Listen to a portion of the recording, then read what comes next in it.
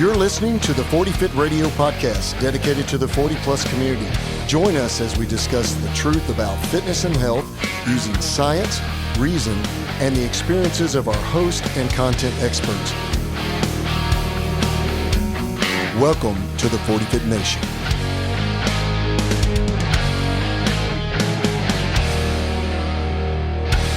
Hey, welcome back to 40 Fit Radio and welcome back to the 40 Fit Nation. Today we have Jay Presti back in the house. And I always want to make sure I say your last name correct. Is you that got right? it. Yeah. Okay, good. Good. For the longest time in my phone, I had Presley in there. And, I finally had to correct it and put Presti. I look a lot like Elvis. Everybody gets it kind of the confused. Your voice kind of sounds like Elvis. Texas But Elvis. I wouldn't say the look. Yeah. Maybe the Thank you older very Elvis much. right before he retired or died. The real heavy Vegas, set one. Vegas Elvis. They found on the pot. The white that rhinestone. one. Yeah. Yeah, so we've got Jay back on 40 Fit Radio today, and if y'all remember, and also Trent is in the house here. Howdy. So, Howdy. And you know me, Coach D. So we did a podcast with Jay about, has it been 10 weeks ago? Right around, yeah. Right Yeah. before the lockdown. Yeah. The Yeah. lockdown. The lockdown. The last time Rona. humans could hang out. Yeah. Yeah. Yeah. Did we do his temperature check before he came in today?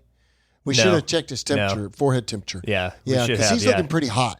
Look, he's looking a little Just peaked. joking. I'm peaked. sweating. Yeah, exactly. And he wore his extra small shirt today, which is important to try to show his guns off and everything. Yeah. Jay's getting jacked. He is, man. Well, that's the first thing I noticed. You walk in, I'm like, dang, his arms are popping out. Yeah, man. So yeah, that's good. So we're gonna talk today. This is our second episode with Jay. If some of y'all remember, Jay is a professional hunter and a producer, a videographer.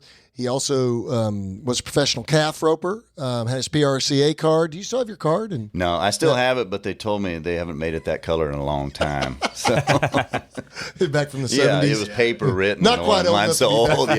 Yeah. Back from the 70s. Back then they called it the Just the RCA. Yeah, Yeah. exactly. That's how long it's been. Man, this guy's old. My pictures are black and white, but they're nice. Yeah. Hey, very cool. They're nice. Very cool. So here's why we're here today. We have been working with Jay for about 8 to 10 weeks now, I think. And I think you've only missed like 2, maybe 3 workouts. One. One workout? One. Yeah, That's it. that's good. Yeah, Holy just crap. one. Dang. Yeah. And that was when you're on vacation. Yeah. Okay. And so, but Jay has really stuck it out through the novice linear progression. We are at the top of his novice barbell strength training program. And today we're going to talk a little bit about where he was, some of his stats, some of his numbers about where he is today. We also had the opportunity with Jay, is really cool because of his work and his relationship with low T centers. He was able to get a DEXA scan at the very first of our training intervention. And we got a DEXA scan about, what has it been, 2 weeks ago now? Yeah, right at 8 weeks. That was kind of our plan. So Okay, 2 yeah, months. yeah. So we got a DEXA scan then too. And we're going to share with you some of his numbers. So guys, the number one thing I want you to get out of this episode today is that anyone can do this and see similar results to as what Jay has seen. Now, Jay is genetically a pretty gifted athlete. I mean, he's an athlete. He was a high school athlete, a college athlete. He's a professional roper. He's got a mesomorphic body type, kind of a middle athletic body type. And so, And you've lived a life of activity, Yes. of hard physical activity, and that does make a difference, right? You know, it's a little bit different if you're coming from a very sedentary job or lifestyle Right. in starting training. It might take you a little bit longer to get the same results, but yeah. I tell you, the interesting thing though is, what was your weight when we started? I was right around 202. Okay, Right and there. how tall are you? I am right at 6 foot. Okay, Yeah. and how old are you? I'm 46, almost 47. 46 All right. going on 47. So we're gonna, what I will tell you is this, is that if we're gonna talk about his starting numbers, and if you look at his starting numbers, they're about, even though I think Jay's athletic, they're about where most guys at his age with his training background start, even with the activity level that he had in life. Right. Yeah. You know, they're about where most guys start. In fact, they actually, I'm going to say something to you. Some of his numbers might have been a little below because we also had to deal with some left shoulder issues and some little bit of wonkiness and just a little mobility issues and his ability to get in the right position for some of the movements. So we naturally kind of brought back some of those numbers just because it was painful to do the exercise to start with. I would say that for sure. So I remember when we got you into the squat bar at 95, you're like, yeah, man, I can do that. So 95 pounds. And then when we put 115 on the bar, you just couldn't get, the position was too uncomfortable for your shoulder. Yeah. Right. And we're going to talk about some numbers today that'll blow your mind. And again, I want to emphasize that this is how it works, guys. Yeah, this is what happens when people just put in the work. And that's great. I'm glad you mentioned that because that's something that's so common for really guys of any age, but especially as you get over 40 and that tissue in your shoulders, a connective tissue takes longer to become more mobile. It just takes more work to get it into the position you need to be to carry a low bar squat. So that is something that's a reality when you start the novice progression, is that you might have to start less than what the rest of your body can handle because you've got to let that connective tissue catch up. And it's fine, right? You know, it doesn't matter really where we start you. It's just a matter of following the process through because that tissue will adapt over time. So I'm glad you brought that up, Darren. And I had a pretty severe injury. I've got a severed labrum on that shoulder. So that shoulder's kind of hanging there by 2 threads instead of 3. Well, now a lot of muscle too. And now we got, that's right. Get that shoulder. I mean, we had a conversation early on and Jay was concerned about you were concerned about your shoulder, man. And I said, well, you have a choice, Jay. You know the labrum's not attached. So here's the choice. You can have a shoulder that's strong with as much strength as we can build and good mobility in that shoulder to improve its health, the lubrication of the joint, the fluid, the range of motion, the strength, the capacity, and you have a torn labrum. Or you can have a shoulder that's weak and predicated by its weakness and pain, and you have a torn labrum. So you have a choice. And if along the way, during our training process, and we had this conversation, your labrum completely disrupts and you have to have a labral repair, then you have to have a labral repair. But you'll be that much stronger and able to kind of prehab yourself to get ready for what you'd have to do after surgery too. Sure. So far, so good, knock on wood. Yeah, definitely. But so far, you know, everything has worked fairly well, and we've had to work around some aches and pains. What I love about your experience, and I'm going to let you talk about that after I get off the mic, shut my pie hole, is that your experience is very similar to, I would say, 90% of the male and female population that we train in your age range. It's very, very similar. And the beauty behind this is that when I'm going to share some numbers in just a minute. When we look at the numbers, this is something that anyone can do and see very similar results with our program. All right, so first thing we're going to do today with Jay, we're going to talk a little bit more than Jay on the first part of this podcast just because we want to share some data, some information. So on March the 7th, which is a Saturday, that was Jay's actual first independent workout on his own, okay, where he did this stuff on his own. We actually started with him on March 3rd in what we call a barbell startup session where Coach Trent and I went out to his house. We did the podcast that day, and then we went through all of the basic barbell movements. He has a home gym that he set up, which was awesome considering, 10 days later we were right smack dab in the middle of the lockdown. So it couldn't have been better timing. And then from there, his first independent workout was actually March 7th that we have on our True Coach account, which is how we track all of our client base. So his first workout, he did the squat, the press, and the deadlift. He squatted 3 sets of 5. He pressed 3 sets of 5, and he deadlifted 1 set of 5. And here are his numbers. He was weighing 202 at the time, 46-year-old male. He squatted 3 sets of 5 with 95 pounds. He pressed 3 sets of 5 with 65 pounds. And he deadlifted 1 set of 5 with 205 pounds. Okay? Now, move forward several weeks, and we're going to come up here to, let's say, I'm going to take you to the middle of May, which would have been middle or first part of May, which would have been about truly 8 weeks into the program. And I'm going to share his numbers then. So the middle of May, kind of in this program, or early part of May in his program, he squatted 210 for 3 sets of 5. He pressed 115 for 5 sets of 3 because we had inverted the rep scheme. And he deadlifted 1 set of 5 at 280. All right. Yeah. Okay? Now, let's fast forward again now about another month, and let's kind of see where he is today because we're here in June. So let's just take last Friday's workout, because again, it's comparing the squat, the press, and the deadlift. He's now in a heavy, light, medium squat scheme. Okay. So we've kind of gone to a little bit more intermediate novice programming. So PR is once a week now instead of exactly. And he squatted on Monday 3 sets of 5 at 232.5. He pressed 5 sets of 3 at 127.5. Oh, nice. Yeah. And he deadlifted 320 at the end of the week, and he deadlifted 315 at the first of the week, which is 3 wheels. It makes me smile. Fantastic, man. It makes me you don't see Jay smile. Pound it. I was pretty excited about that. Yeah. I didn't think I'd need that many wheels when I got all that stuff. Like, Right. What am I going to do with that stuff? What am I going to do with all that weight? Now I'm missing one. So when you think about it, so look at just the raw numbers. About 10 plus weeks ago, Jay was pressing around 60 pounds. He was squatting around 95 pounds. He was deadlifting, what I say, right at about 200 pounds. Yeah. Let's see, right at 200 pounds. And now we're deadlifting over 300 pounds. We're pressing 120 to 130 in that range. We're working through that right now with some inverted reps and some back offsets. I changed some things for you this week, actually, to move him forward. We kind of hit a wall at about 130 on the press. Yeah. And I think some of that is due to his shoulder history. And I'd say most guys that's right around somewhere between 115 and 135 is where most guys kind of hit the wall on novice LP.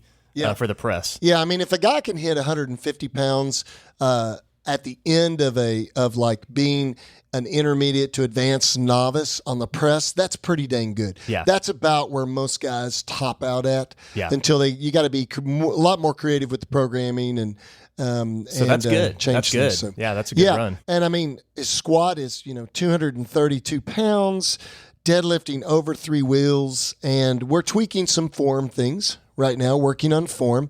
Now, we've actually only done 2 in-person sessions with Jay over the 10-plus week cycle, okay?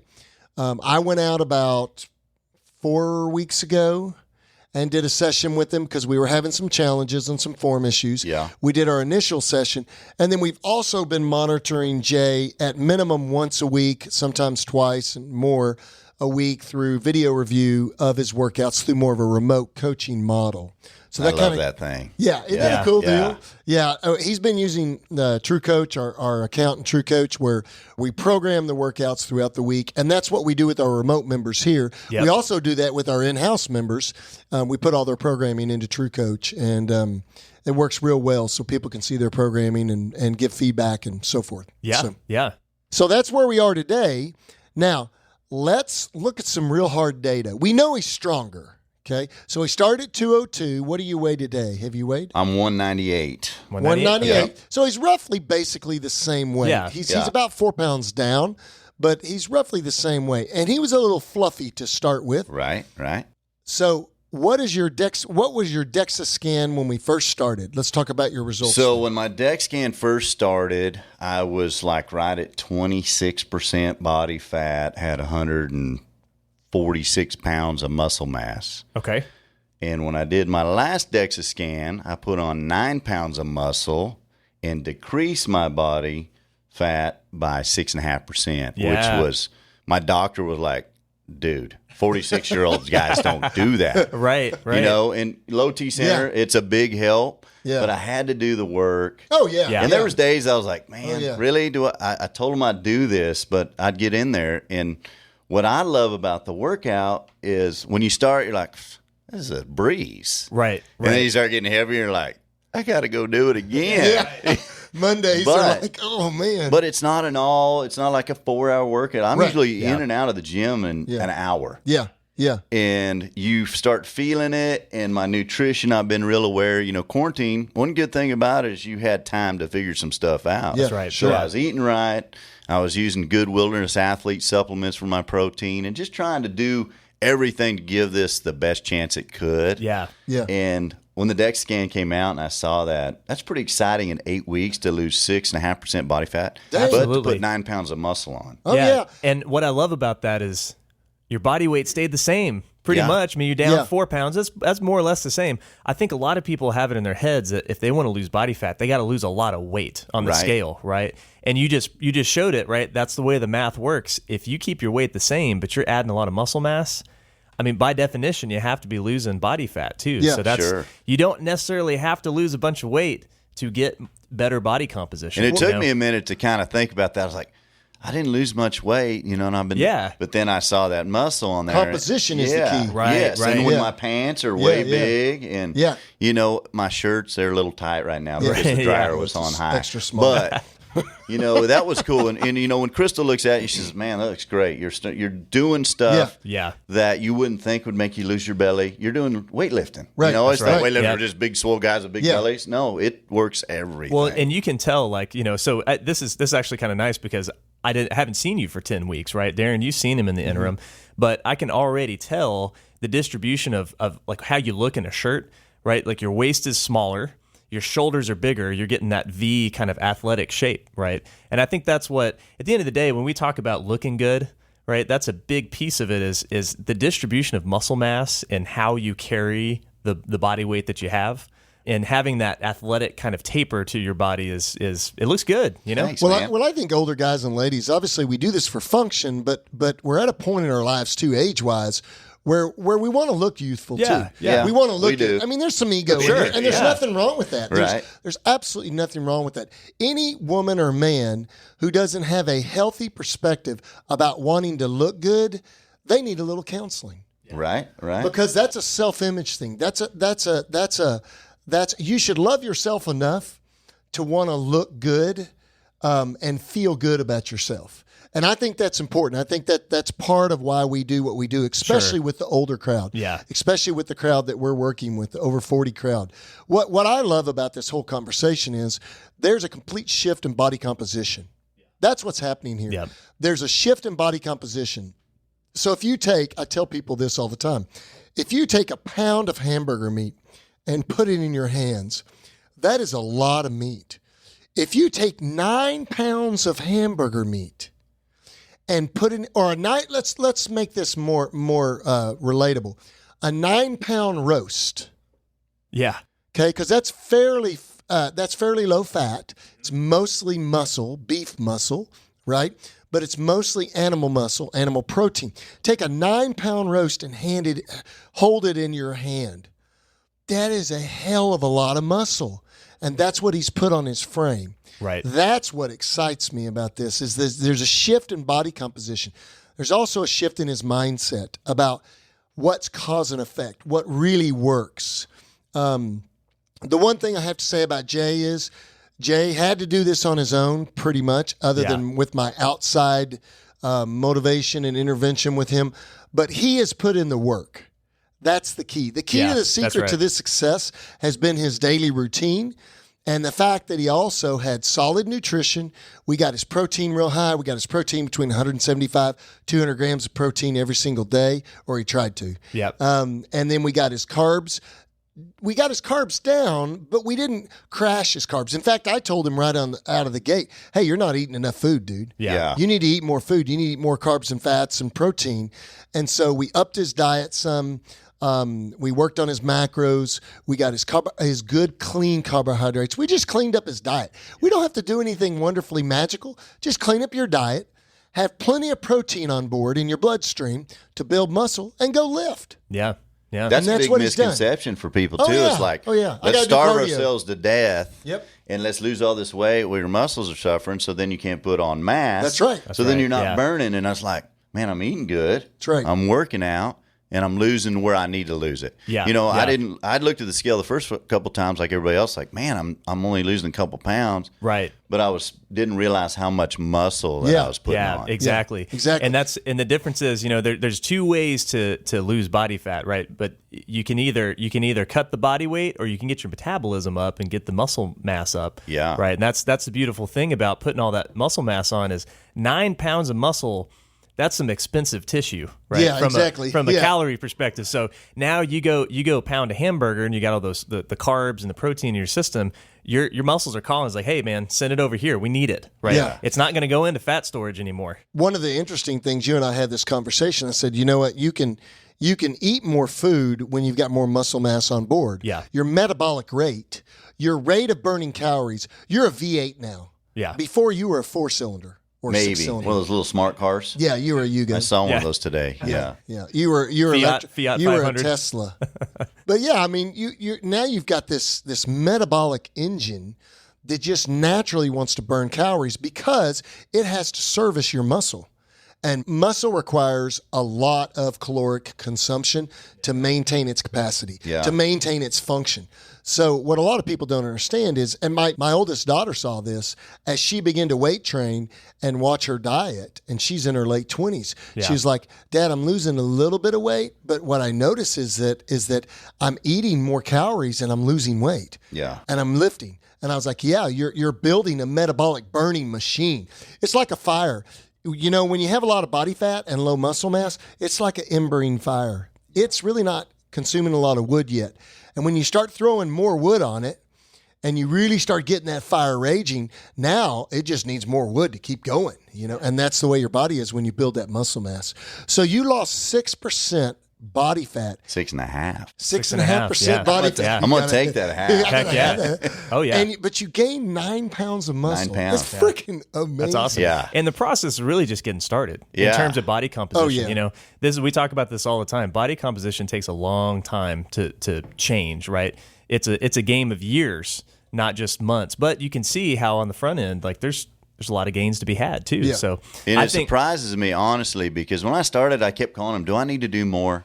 Do I Right, need to do right. more? Hey, can And I then, add a conditioning day in here? And then Can I I'd add call this day him in and here? go, no, I'm good. I'm good. Right. You know, as the weight went up, but that was the natural progression that Yeah. I needed to do where I made it before. It's like, crap, I'm out of shape. I'm going to go to the gotta gym go and hammer I'm it. going to make myself so sore, I'm not going to the gym again. right. And that's what we all do. We try and catch up on 6 months of nothing. Yeah. And so this was like I was stuck at home. I had a freezer full of wild game, the best protein I could put in my body. Fantastic. I had a gym that I scratched together some good was weights. awesome And I gym. got out there and did it, you know, and anybody, like you said, can do this because you guys say I'm an athlete. I look at myself, I'm an average guy. My show's Blue Collar Adventure. I'm a blue collar regular guy. Right. Sure. Right. But I was able to put in the work, but the coaching I did in the video deal, it's weird because you feel like a little girl doing selfies, videoing Right, yourself. right. But I would watch that back and Yes. make sure my form was correct because I could tell when my form wasn't on the light weights, and I knew when I got heavy, I could hurt myself. And with you guys going, hey, do this, do that, I was confident because I had older guys, friends, or my dad going, don't do squats. They'll Make her kill hurt you. your knees, right? Don't do Yeah. deadlifts. Sure. They'll break your back. Well, if you do them right, they won't. And Yeah, that's so right. anyway, I had to throw that in there. So yeah, I want to ask you about that. How did the session? Because you talked about that right early on. You kind of felt like the sessions were a breeze, I think is what you said. How do they feel like now?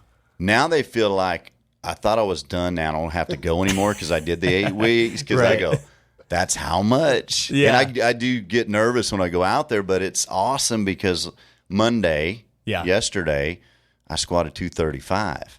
And that's guys are like, oh, that's not very much. But for me, I started Dude, at that's a lot of 95 weight. pounds. That's a lot of Yeah. weight. And you know, you're mentally, you're like talking to yourself, you've got this, do your Right. form right. And then I did my sets at 235, and you're like, oh, Yeah. I felt good. Like, Yeah, man. all right, bring on 240. Absolutely. And then you're just, you start wondering how far can you go? Absolutely. So Yeah. I don't know if I answered your question, but that was my mental thought is how far can you take this? And it is getting hard, but with the right rest that night and the right food, you really have to pay attention to what your body's telling you. Yeah, Yeah. I love that. That's So Jay's not he. You know, as the coronavirus shelter in place orders have been lifted, one of the things that Jay does, and he does it all throughout the week, and then in the weekends he'll go to jackpots and he'll go to invitationals and he ropes. He's a team roper, and you're on the head side usually, right? Yeah. So he's a header. So it's very physical. It usually lasts from early mid morning to pretty much all day long. Yeah. If you get to go to the short go and you get to be in some of the top ropers, which Jay normally is. And so one day like he had roped all weekend. And then he had to come in Monday and do his training. He was like, dude, it's just hammered me, man. I really noticed. I said, well, hey, you're getting to the top of your novice linear progression here. You're getting to the top of your training in this first set of simple programming that we have you doing. you've got to recognize that some of those recovery resources are being robbed over the weekend. Yeah. Right. And so you make that decision. I put that in your hands. I don't have to babysit you. Sure. If you miss your loads on Monday, and I know in my head that you shouldn't have missed your loads, then you have a decision to make as a lifter. Self-governance, right? Yeah. And so what we started doing was just being really careful about the inputs and the outputs that we had throughout the week in his training. But he made that observation first. Yeah, that's great. I didn't have to make that observation for him. What I love about the experience that he's had is very similar to the experiences that Jay, you and I and Trent have had in a lot of areas of our life. It's observational. You gotten down, you gotten your hands dirty. It's like you've done with Blue Collar Adventures. It's like you've done with long range shooting. It's like you've done with calf roping and raising kids and everything else. It's observational. It's experiential. And what you've noticed is, okay, wait, I remember the other thing you said was, wow, I really noticed that it matters what I do the day before or a couple days before. Yeah. And then you also noticed, wow, I'm really not that sore doing this. But you know what? It seems to be working. So it was another cause and effect. You built some confidence in your program.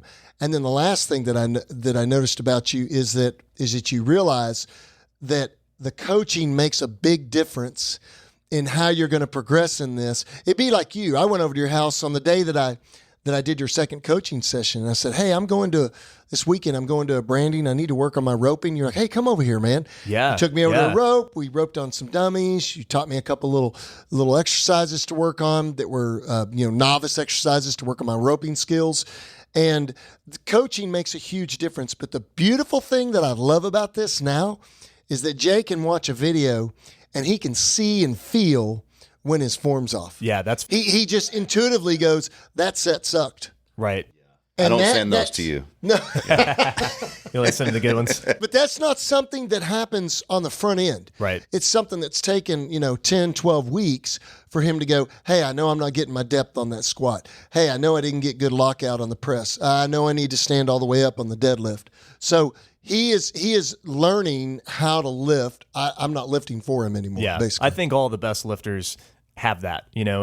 We're never perfect. We're always striving for perfection in our lifts, but we're always pushing the limit too at some level. And so we're never perfect, but I think the kind of the errors get smaller and smaller, and you're able to self-correct, and that's good. That's a good skill to have. What helps me with you guys too is I'll think, man, you're getting heavy. Where are you going to go from here? And then I'll watch your video on Instagram, or he'll send me a video and you guys are doing like a small bus, like 500 pounds or, pressing 200 pounds. I'm like, all right, you can do it. You're a human. For sure. We're all humans. I know that we're all a little bit metabolically different. Yeah. There's the word. We have different genetics. Yeah, different We have genetics. genetics. But if you do the work, you can get to a point where you're stronger and you don't max out. I'm sure you guys could go to wherever you want to go, but you're at a place now where, guys, that's strong enough. Absolutely, yeah. And that's a great point. You're talking about doing your roping on the weekends. That's also a reality of being a master's lifter, right? Is that most of us have stuff going on in our life, lots of stuff, right? We might have other sports we're in, other activities, or just living life. Maybe you work a physical job. And there's always a difference between optimal, like how could I train in a way to get the absolute best results possible for me? And then there's real life, which is a step back from that. So it's always, and that's a choice, right? Like, that's not a bad thing to start to compromise and realize like, yeah, you know what? I like doing these roping events. I'm not going to cut that out just so I can get a few more pounds on my squat. So I'm just going to have to make that next step forward in programming and spread it out a little bit longer. Sure. That's okay, right? We do this to live, not just to train. Right. And I'm doing it to improve everything I do, whether it's hunting, exactly, right? roping, or riding my mountain bike, which we haven't got to do yet. Yeah. But like the roping part, I will tell you this. When I rope, I compete at a level that's like right under the pros now because I'm kind of old and retired. But I still compete at that pro mentality. Yeah. Like we're going wide open. You want to win. We're going full speed. Yeah. Roping's like not baseball. You can underhand it. Roping's like fastballs every time. Yeah. 100 and miles an so hour. I could tell my core, my leg strength, And I'm competing against young guys that are fast. Yeah. And when you're beating them, you know that your body's in shape. The best I ever competed, I was in really good shape. So it's cool because I can see it helping that. I can't wait to go on a big hunt. New Zealand quarantine kind of crushed it. But the mountains are coming up. I'm headed to the mountains this weekend. I'm going to jump on a mountain bike. I'm going to have a few days off. Yeah. But I'm going to try and go see, hey, what did this do for me? Fantastic. Well, we talked about that too, and he was like, man, I'm going to have like 4 or 5 days off from training and everything. I just, what do I need to do? And I'm like, hey, dude, this is why you lift. Enjoy it. Yeah. This is why you've built your fitness, is to be able to take that time off. For you, actually, is what's going to happen. It's going to be wonderful. I'm going to tell you, hey, while you're gone, just enjoy your life. Yeah. Enjoy riding your mountain bike. Enjoy fishing with your dad. Enjoy spending some time with Crystal. And when you come back, that'll be a nice little deload for you. And I guarantee you'll come back and you'll lift like a hoss. Yeah. Because your body has had a lot of prolonged stress. We've had 10 plus weeks of just lifting and lifting and lifting. So there's this built up stress in your immune system. Now we're going to give you 5-6 days off. You're going to come back and you're going to be thinking, I'm going to be weaker. I'm going to be thinking we may be going for some PRs. Yeah. Well, and that's yeah, man. I'm serious. That's cool. It's a big smile. When you think about the novice linear progression, right? It's a fast rate of progress. And so one of the reasons why it stops working eventually for everybody is that you build up fatigue that at the beginning of the novice progression, you go in and you get a little bit of stress, a little bit of fatigue that first day, that first workout, and then 48 hours later, you do it again, and you're pretty much 100% fresh when you start that next workout. Fast forward 10 weeks, you're not 100% anymore when you come back to that next workout. You're still carrying some fatigue from the last workout. And that starts to add up and add up and add up. And eventually the fatigue overtakes you. So I think especially on the squat and the deadlift, they're so taxing when they get heavy that you just can't recover before the next workout. So you're coming in pre-fatigued. And that's why Darren starts doing like the light day to give you a little extra time between the heavy sets. And then the heavy, light, medium, a little bit more time between the heavy attempts. So, and I think that for a beginner like me, that saved me. Yes, because I was getting it as it got heavier. I got to panicking, thinking, right, if I'm going to add 5 more pounds tomorrow or the next day, like it's going to crush me. When I went back, I could work on my form again. I felt strong, and I knew that I had the confidence to do it. And like you said, I also saw that in the gym, I didn't get really sore, but you can feel the fatigue. Yeah. So I noticed my rest times in between reps when I first started, like, I'm just going to do them all together. And now I'm like, has it been 10 minutes? Right, exactly. But it's cool because it's all about body intuition. Yeah. What is my body telling me? And The beautiful thing about where your training is right now is I just beam from ear to ear sitting here. Number one is that I knew this was going to happen. I knew that you were going to excel in the program because it works. This is not magical. But yet it is, and it's so foundationally simple and non-sexy. But it creates sexy, man. It works. Yeah. But basically, the beautiful thing about this is that you're talking like a coach now, almost. You're the conversation that you're having with us and the inner conversation that you're having now is a realization. It's an experiential development of your skill set over time, and also a set of principles that you've learned, these first principles that you've learned in this 10 weeks. And now no one can tell you it works otherwise. Right. Because you've experienced it. No. Right. And when I'm talking right now, it's because I want other guys to try this because there's a million fads. We've been through all the diets, all the fads, but this is like proven over and over. You look back 50 years and guys were lifting barbells. I know. Yeah. And you're like, oh, that's old school. Well, it works. It works, yeah. And so I'm hoping some other guy sitting there like me that wants to jump on and you follow your guys' podcast and get some coaching because, man, it's been a life changer for me. Very cool. Fantastic. Especially in this time that we're in right now, it was hard to look at positive stuff. Right. But having that workout, but then also seeing it working. Yeah. I'm glad you brought that up. I wanted to ask you this. How has your mental game changed, both in the workout itself and then maybe outside the gym between day one and today? Have you noticed your mindset change at all or your... Oh, tremendously. Honestly, and it's a different time now than generally, so I had to really look at it because in the beginning of quarantine, we're all kind of like, blah. Right, yeah. And the workouts just kept me feeling good, and I'd get in there and feel stronger and stronger. And then you just enjoy that you're healthy. Yeah. And so I think your body being healthy helps your mind be healthy. And that's for me is everything, because when I'm not doing all the fun stuff I do, I have to put some thought into it, right. Whether it's being creative on the editor or whatever. So I felt that I was mentally clear. I had that motivation, and you have that grr that you kind of need as a guy, right? Yeah. You get the blahs real easy once you get over 40, or at least I do. No, hormonally, I think. Yeah. I mean, lifting, let's put it this way. Having some physical prowess back is a game changer for older guys. Yeah. And it's a game changer for older women, too, because of how they feel about their bodies. Right. And it's moving in the right direction positively, and having some guidance and some support and some coaching really is a game changer for most people over the age of 40, because number one, it gives you some control back. And in an era right now in the last 3 months where we've had very little control on some of our outputs out in the workforce and out in the public sector, and there's a lot of things spinning out of control right now. But this is one thing where you can put the work in and see the results. And to me, it creates, like you said it perfect, mental clarity. You go in, you're like, hey, man, I got my workout done today. I went and took my shower. Now I can sit down in the editing board and get some stuff done here. Yeah. Boom. Yeah. Boom. Now, how have you felt like doing the workouts and having the consistency in the gym has affected your nutrition choices at all, or your diet? Oh, absolutely. Because, I've always been a big dieter. I'll go on them, lose a bunch of weight, go off them, go on them. So I was kind of in that healthy eating stage.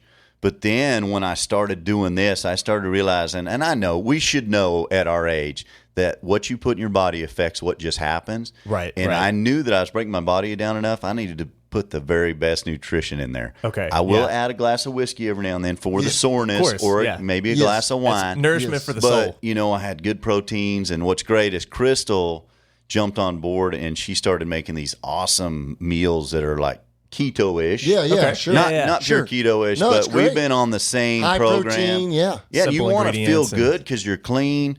And I want to add this. It's kind of off base, but my daughter, she's a athletic superstar. Yeah. And she's a workout. She works out every day. And it's cool to watch her come in there. She wants to watch Dad. Deadlift 320. Yeah. Cool. It's like, I'm cool because now Dad's the big, strong guy again. And when you get in your 40s, you start becoming the dad bod. Right. Yeah. Frumpy dude that's my dad. Well, she was like, my dad's doing 325. My dad's a badass. My dad's a stud. For all of us as guys, that little girl's opinion of me probably matters as much as anything. Oh, of course. Yeah. So that was pretty cool. And I think that's great. Think the younger generation, I mean, just talking about that in general, the younger generation needs to see that leadership out of the older generation.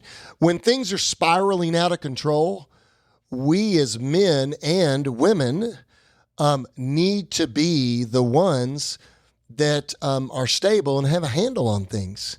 You look at right now what's going on in our populace, and you look at some of the youth in our country. A lot of the youth, they just need leadership, good leadership, well balanced leadership. Right. And by doing what you've done, you've shown your daughter the importance of taking care of your body, the discipline, the hard work. There's so many good lessons learned there for the younger generation. Now, I already know that your daughter, she gets it. I know she's a huge conservationist, that she's hunting with you now and on your show on Blue Collar Adventures. I think the first 2 or 3 episodes of this year's season is her and her experience. And I think it's awesome what she's learning by, children learn by mirroring their peers and mirroring their role models. And so I think her seeing you do this is also letting her know, hey, my dad's got it. Yeah. My dad's got it. If I need something, my dad's got me, kind of thing. And that's a powerful thing. It is. Yeah. It is. And for Dad, that's where you want to be. Oh, yeah. You look at that, and that's all you can ask for at the end is that you made an impact on the next one coming up that you put in the world. Right. Because that's what's wrong, in my opinion, is unfortunately some of these people that are doing what they're doing, they didn't have that leadership. And I'm not saying I'm perfect. We make mistakes. Right. But I want her to follow a moral compass and work ethics and stuff that, man, I believe in. And I want her to, that's the most important thing, is pass that along to her. She'll be a good citizen in the community because of it. Yep. Yeah, and the important thing there, I think too, we've talked about this many times on the podcast, is it's that bias for action. It's having those principles and those values and then acting on them and showing that's part of being the role model is actually acting on those and walking the walk, Yeah. We need this kind of leadership in our country. And you just said it. We need positive male and female role models in our country. We need first principles. We need value sets. The beautiful thing about barbell training is it's freaking hard. It's crazy hard. And you're a grown-ass man. Yeah. And I promise you, there were days, I could tell by your text, that you were like, this is crushing me, Darren. This is really hard. This is crushing me, coach. But you still put the work in. That decision to act upon that is the most powerful decision any man or woman or child can make. 100%. To force themselves to do the hard. And that it's funny because that never but those butterflies you get when you're approaching a heavy weight and you're not sure if you can do it. Never gets better. Right. They never go away. No. But so it's that constant practice of acting. That what does change is that, and you've now proven to yourself because you've had those fears, that those butterflies. You get under that heavy squat. You're like, I don't know if I can do this, but you do it. And you do it, and you practice that. Now you can override that part of your brain that says, I don't know if I can do this, right, and do it anyway.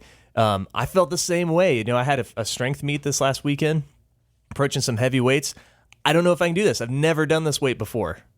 And I still have the butterflies, but that the training takes over at that point. And I follow the process. I go in there, and I love that part about lifting. And habits are habits. Yeah. So the habits you develop in your gym life and your physical fitness life overflow into your marriage life, overflow into your spiritual life, your emotional, your financial, your social relationships. Habits are habits. Right. The ability to not quit and do something can be empowering, I guess you would say, in other areas of your life.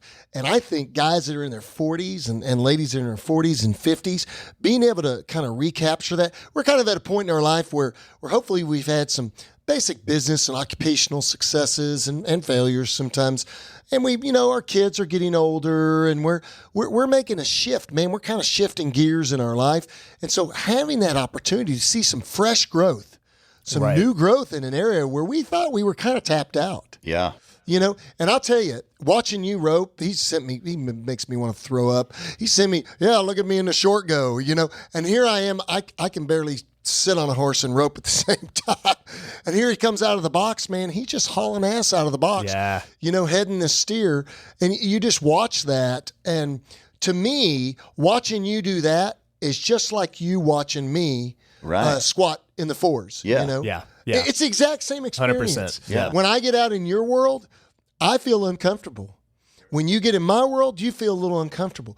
And now you're building that experience. Yeah. You're building that experience. And so it's good. Well, to add to that too, guys, this barbell training, of course, it's a physical thing. It improves me physically. But the mental aspect for me, and hopefully people listening to this grasp this little deal that I did, I grew up real rural, and you don't quit. You're like, well, if we can't get it done this way, we're going to do it that way. Right. And I promise you, there was multiple days I wanted to go, I'm just going to send him one video, but that's not who I am. Right. And I knew I would regret it. And there was days that I had to just grind it out and like almost be in tears. And that sounds like I'm a wuss, but you're just like, man, it's hard. Yeah. It's hard today. But every day that you do that, the reward that you get after mentally, and life's the same way. How many days do we have? We're like, crap, I just want to go back to bed. Yeah, man. Oh, yeah. And you don't, because we don't do that. We go work and we try and figure it out. Yep. And you may not get it done that day, but you stayed working. Well, That's it challenges your grit. Right. I mean, I'd say it challenges your grit. That's what is grit. Grit is the ability to do things when you don't feel like it. Right. It challenges your grit. And that kind of amazes me about you because you're a guy that's a can-do guy. I mean, if you grew up around these guys that grew up in northern Nevada and Colorado and the mountain states and big ranches and working around livestock, like you said, I mean, I had 2 cows the other day that had face abscesses. It's not if I'm going to treat them or not. It's when I need to get it done. Yeah. Right. I got to get them treated.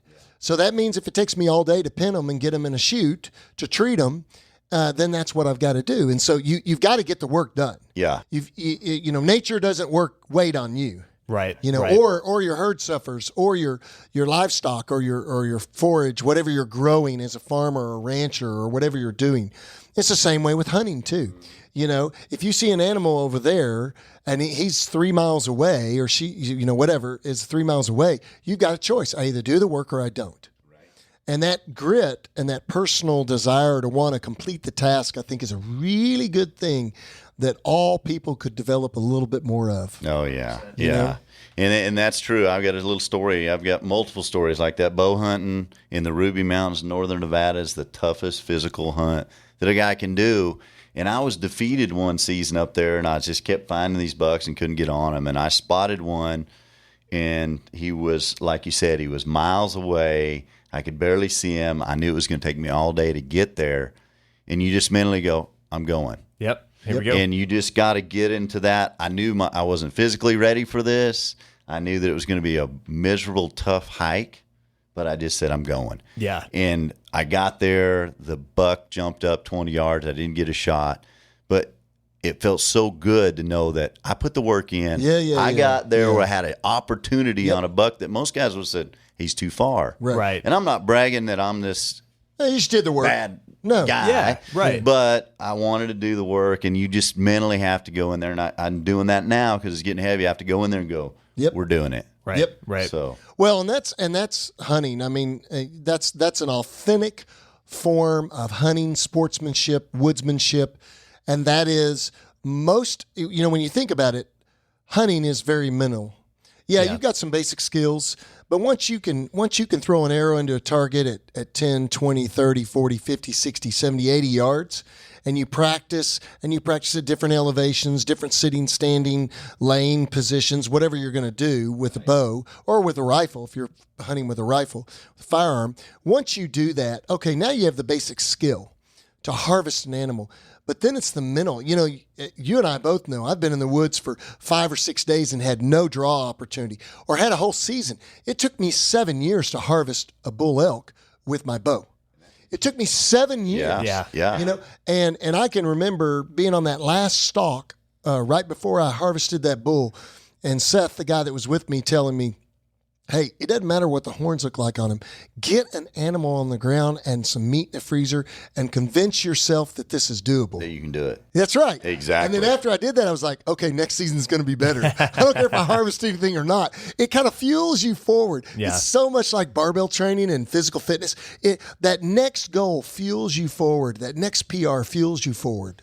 Yeah, and you know, I haven't done the you know, high altitude hunts, but I've done a lot of hiking and backpacking in those challenging environments. And what I think is interesting is, you know, we use the gym and the barbell training as a very logical, progressive, you know, program, right? Like it's very predictable. It's very Controlled. predictable Very and thought about, very Yeah. controlled. We can control things very precisely Yeah. on a barbell. But when you get out in real life, in nature, things aren't controllable. Right. You Right. see a mountain ridge, like, I got to go up that.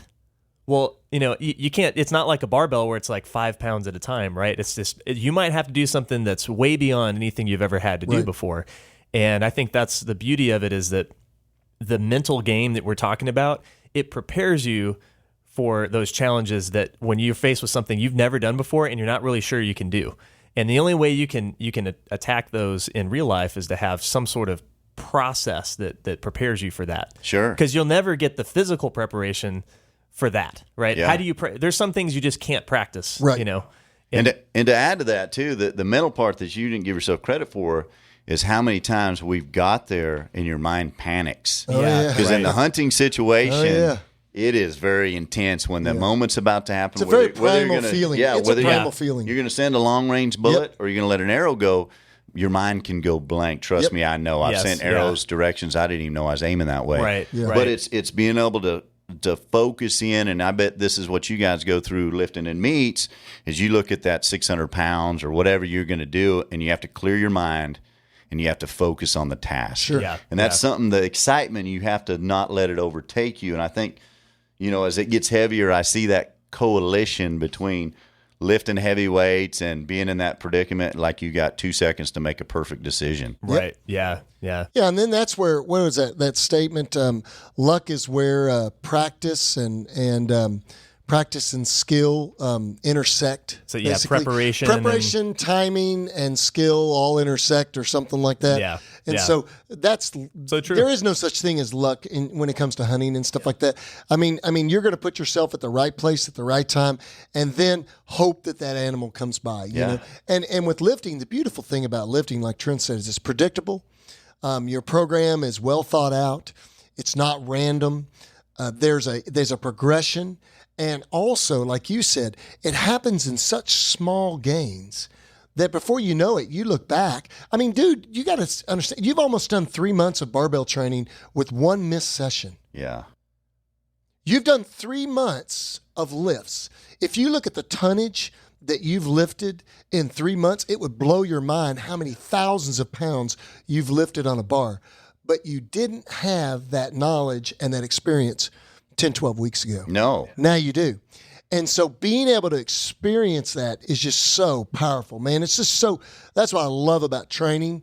And I think we're going to see it this season, man. We're going to see how you do in hunts. I know you, the way you air your seasons and everything, your physical fitness is really going to be shown for next year's season. Right. Because of the way you record shows for it. But you guys remember that Jay has his own professional hunting show on the Pursuit channel, and it is called Blue Collar Adventures. How many episodes do y'all do? We do 26 weeks. We start July 1st and we go all the way to January. So twice fantastic. a week, Yeah. Wednesday night, 8:30. Set your DVRs. Love for you to watch. All right, yeah. But we want to add some stuff in there this time because there's a lot of guys my age that want to go do these great hunts that we do, and they don't think it's possible. Just like I didn't think it's possible to deadlift 325. Yeah. But you know, it's being able to do this, and I hope a lot of guys do this because barbell lifting to me was intimidating. A lot of guys I talk to like, "Ooh, I'll get hurt." Right. You won't. Especially you guys get with you guys, you train every week. I send you a video when we're doing weights that won't hurt us, and then, you know, look at the results. Yeah. I can't lie. Awesome. It's on the paper. And my doctor usually I'm like, are you sure? Yeah. So, awesome. Hey, it's your DEXA scan. right. What are they giving you there? Right. I don't know what else you're taking. I'm like, right. Your stuff. I think it's just awesome, and I love the correlation between. There's so many correlates between just doing things hard and you know, hunting can be hard, training can be hard, life and business can be hard. You know, all the good stuff in life is hard. It really is. Yeah. I can't say that enough and drive that home into people's minds enough that all the good stuff in life doesn't come easy. Easy comes along when you've done the hard. Right. Easy comes along when you've done the hard.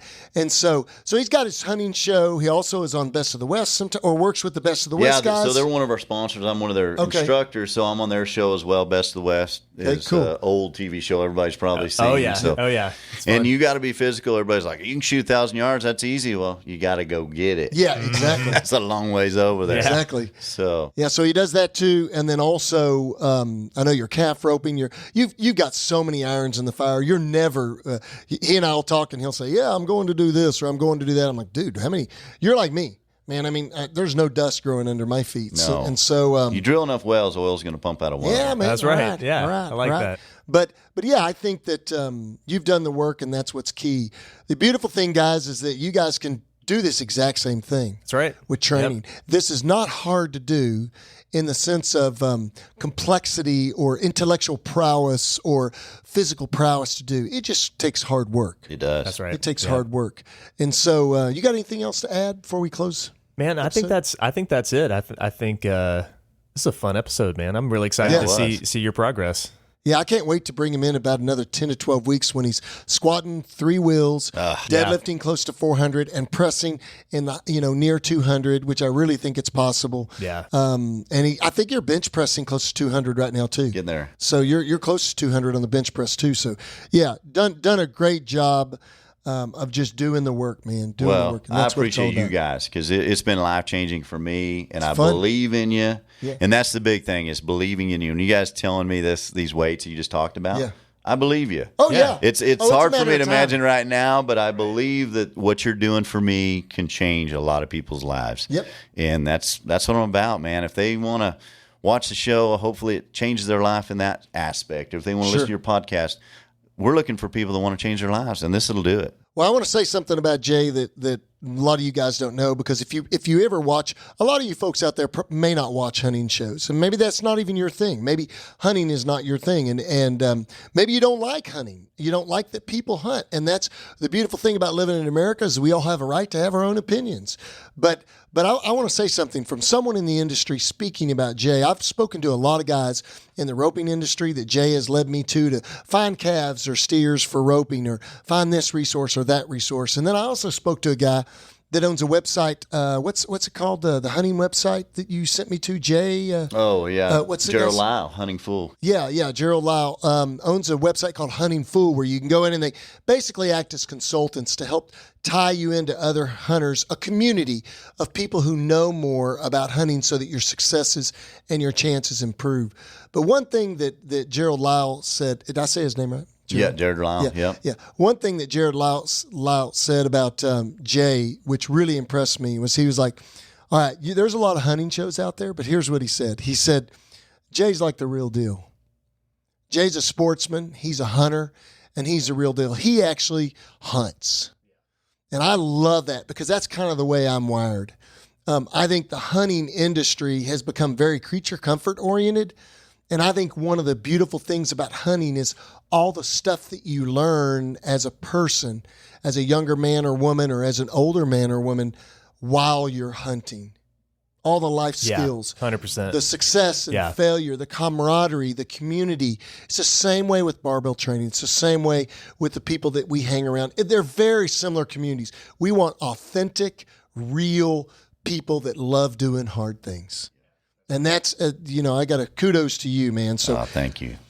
Hey, thanks, guys, for joining 40 Fit Radio, and thanks for being part of the 40 Fit Nation. If you want to check out Jay, you can go to Blue Collar Adventures. Is it bluecollaradventures.com? Yes, sir. All right. You can also, I think he has a great YouTube channel. Yeah, they're all up there. Instagram. Go to Pursuit Channel and watch it on Wednesday nights. 26 episodes. 26 episodes. Yep, 26 episodes. This starting in July through January.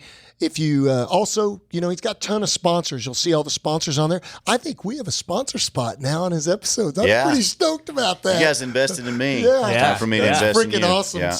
So that's pretty cool. But we hope that leads you guys to more logic and reason and understanding about how to impact your lives physically with real data and stuff that works, basically. Yeah, that's right. So if you need to hook up with Trent or I, you can go to info@40fit.com for email. Trent's at Marmalade Cream on Instagram. I'm at Dr. Deaton. Then we have at 40 Fit Radio, a Facebook page with the 40 Fit Nation, and then also 40fit.com. Yeah, send us a message. We'll help you get started. Yep. If you have any issues, man, that's what we're here for. Yep. To answer we have questions. some things that are going to be announced probably this summer, of things that we're trying to launch and get rolling. I think it's going to be really exciting. It'll help a lot of people like Jay, and also just be more and more echoed experiences. So thanks for joining us today, and thanks for being part of the 40 Fit Nation.